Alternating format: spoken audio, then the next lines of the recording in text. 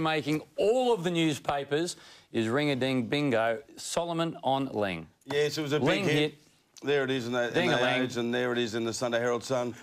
Massive, massive hit. He's looking at probably 6 or 7 weeks. Angry scenes down at Skilled Stadium yesterday. It is just an old-fashioned handball over the top. Solomon comes in, as we can see, the point of the elbow. Depressed, fractured cheekbone for Cameron Ling. Guys? 7 weeks, so it's as bad as Barry Hall's. Yes, I think it is. Of course, we know he goes in with a 30% loading on priors, so if he gets 3, he's going to be 5. If he gets 4, it goes to 6. Might be even more. He actually might be pushing. Will he get more than Hall, Bucks? It's with loading. Yeah, with loading. I think if you consider the loading, I think in the end you'll probably get up around that mark. I reckon it's a 4 or 5.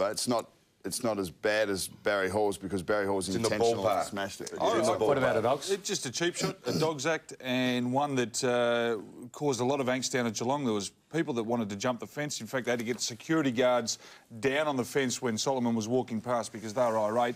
It's not good. It's not good enough for footy. It's not acceptable. And if Dean Solomon misses the rest of the year, I think there'll be a lot of people very happy. Well, it was back to 80s rub and thuggery, but to his credit, at the end of the match, he took the unusual step of joining the coach of the Fremantle side and had this to say. I sort of wanted to come in here. I've asked the Fremantle Footy Club if I could do this. I want to apologise to Cameron Ling and the Geelong Football Club for my incident today. I feel terrible. It's probably one of the lowest points in my career. It's unacceptable, and I want to apologise, as I said, to Cameron and the Geelong Football Club. I don't want this to benefit me in any way. I deserve my penalty, whatever that will be, but I do want to apologise to Cameron, so thanks, guys. Bucks, Ox, you did the right thing, Robbo. Will it help him? No, of course it won't. No, it won't help him. It won't make any difference. It's interesting in today's football environment, they actually need to apologise publicly because generally if you went up to the guy after the game, shook his hand and apologised, well then that would be enough. But clubs are now taking the steps of doing press conferences, little press conferences like that. Yeah, it was such a rare event though. I mean, it was such a big hit, and we have seen Barry Hall this year, and God, I can remember 20 years ago, the elbow to the face, and it's a horrible feeling, it's a horrible thought, and Dean Solomon, you know, he's gone close to the line a lot throughout his career. He's been an aggressive player. He had a brain fade and just crossed the line, and he took the easy option out and lifted his elbow, and he's got to get whatever it takes. Hopefully the system backs it up. And, it will, though, Ox. It will. They don't get away with it anymore, boys. It's good that it's not seen that often anymore. You thought that with Bassett, and Bassett only got. I thought Bassett got off, mate. Is it going through for goals and time? Celebrating his 100th game, Peter Bell. Bell back with the flight. Run in and have a shot, Peter Bell. That's within his range, and he's got it. It is made good, though, by the tearaway Bell. Bell is away. So Bell at centre wing. My wife's favourite player. She loves short men.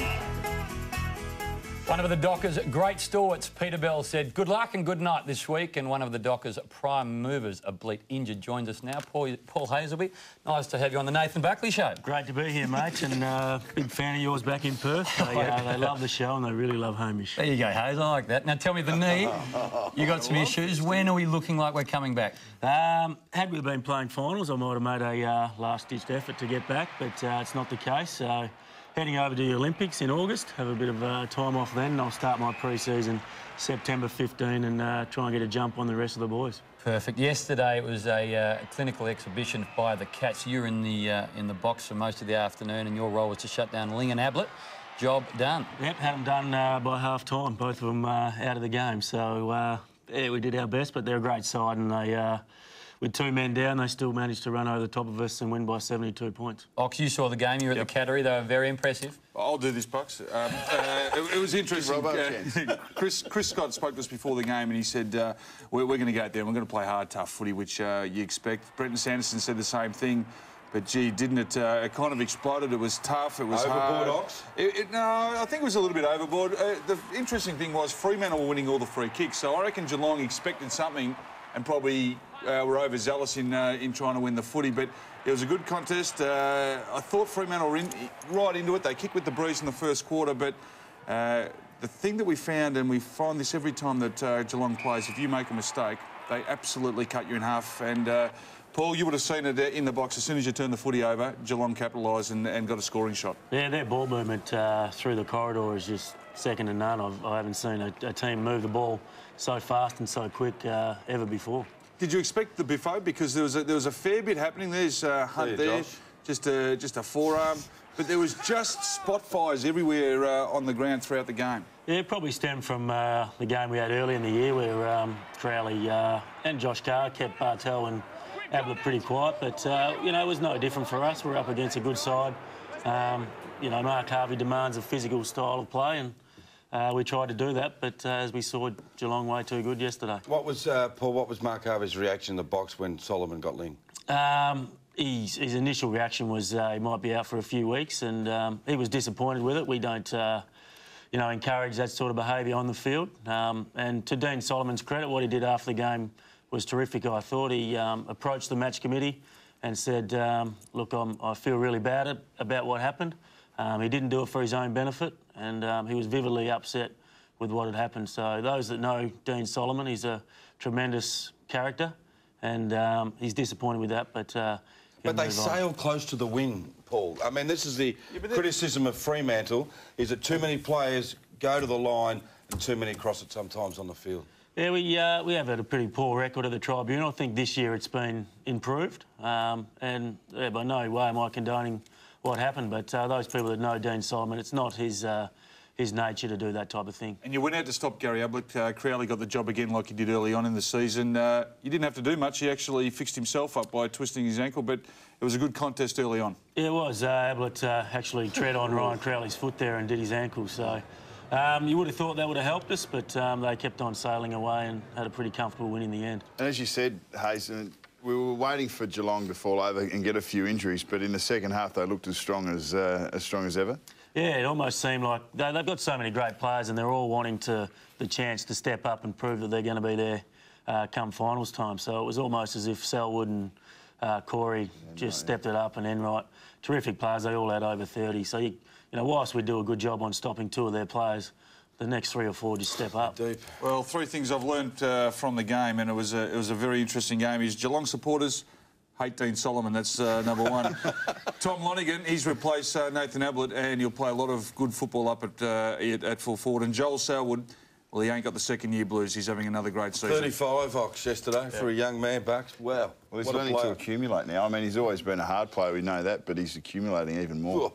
Two Essendon teammates coached against each other yesterday. Let's listen to what both men had to say.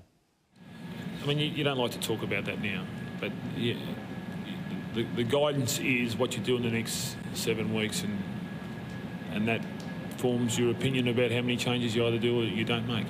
We try not to talk to the umpires. We try not to talk to our opposition. We don't unsettle players from the other side. We just play footy. So whatever happened today wasn't about Geelong.